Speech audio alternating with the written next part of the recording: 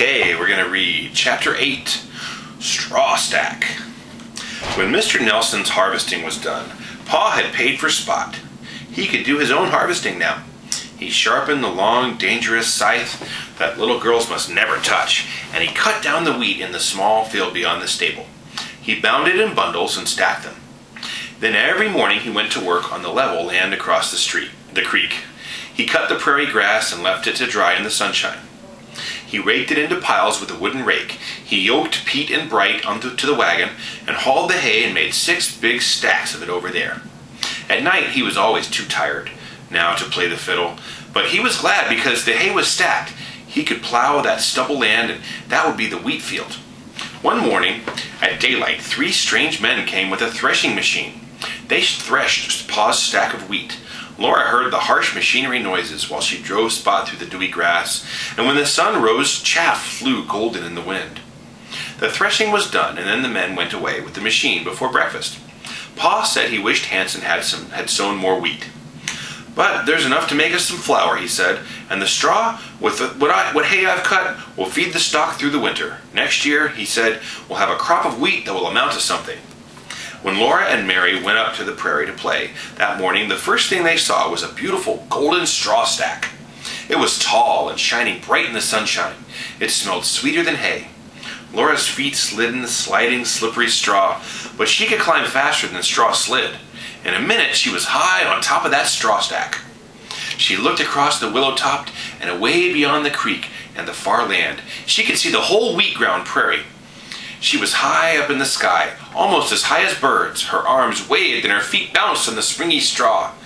She was almost flying, way up high in the windy sky. I'm flying," she called down to Mary. Mary climbed up to her. "Jump, jump," Laura said. They held hands and jumped round and round, higher and higher. The wind blew and their skirts flapped and their sunbonnets swung at the ends of the sunbonnet strings around their necks. "Higher, higher," Laura sang, jumping. Suddenly the straw slid under her. Over the edge of the stack she went, sitting in straw, sliding faster and faster. Bump, she landed at the bottom. Pooh! Mary landed on top of her. They rolled and laughed in the crackling straw. Then they climbed the stack and slid down it again. They had never had so much fun. They climbed up and slid and climbed until there was hardly any stack left in the middle of those heaps of straw. Then they were sober. Pa had made that straw stack, and now it was not at all as he had left it. Laura looked at Mary, and Mary looked at her, and they looked at what was left of the straw stack. Then Mary said she was going into the dugout, and Laura went quietly with her.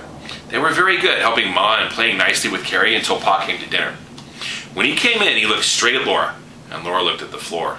"You girls mustn't slide down the straw stack anymore," Pa said. "I had to stop and pitch up all that loose straw." "We won't, Pa," Laura said earnestly, and Mary said, "No, Pa, we won't." After dinner, Mary washed the dishes and Laura dried them. Then they put their sunbonnets on and went up the path to the prairie. The straw stack was golden bright in the sunshine. "Laura, what are you doing?" said Mary. "I'm not doing anything," said Laura. "I'm not even hardly touching it." "You come right away from there or I'll tell Ma," said Mary. "Pa didn't say I couldn't smell it," said Laura. She stood close to the golden stack and sniffed long, deep sniffs. The straw was warmed by the sun.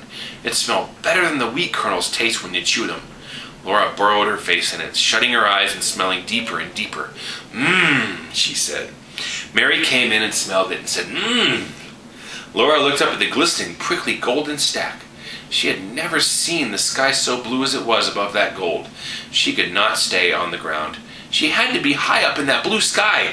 "Laura," Mary cried, "Pa said we mustn't." Laura was climbing. "He did not either," she contradicted. "He did not say we must not climb it. He said we must not slide down it. I'm only climbing." "You come straight down from there," said Mary. Laura was on top of the stack. She looked down at Mary and said, like a very good little girl, "I'm not going to slide down. Pa said not to." Nothing but the blue sky was higher than she was. The wind was blowing. The green prairie was wide and far. Laura spread her arms and jumped, and the straw bounded her high. I'm flying," she sang. Mary climbed up, and Mary began to fly too. They bounced until they could bounce no higher. Then they flopped flat on the sweet, warm straw. Bulges of straw rose up on both sides of Laura. She rolled into a bulge and it sank, but another rose up. She rolled onto that bulge, and then she was rolling faster and faster. She couldn't stop. Laura, Mary screamed. Pa said, but Laura was rolling over and over right down that straw stack. She rolled and thumped in straw on the ground. She jumped up and climbed that straw stack again as fast as she could. She flopped and began to roll again. Come on, Mary, she said. Pa didn't say we can't roll. Mary stayed on top of the stack and argued. I know Pa didn't say we can't roll, but, well then, Laura rolled down again. Come on, she called up. It's lots of fun. Well, but I, said Mary. Then she came rolling down. It was great fun. It was more fun than sliding. They climbed and rolled and climbed, laughing harder all the time. More and more straw rolled down with them. They waded in it and rolled each other on it and climbed and rolled again until there was hardly anything left to climb. Then they brushed every bit of straw off their dresses. They picked up every bit out of their hair, and they went quietly into the dugout. When Pa came from the hayfield that night, Mary was busily setting the table for supper.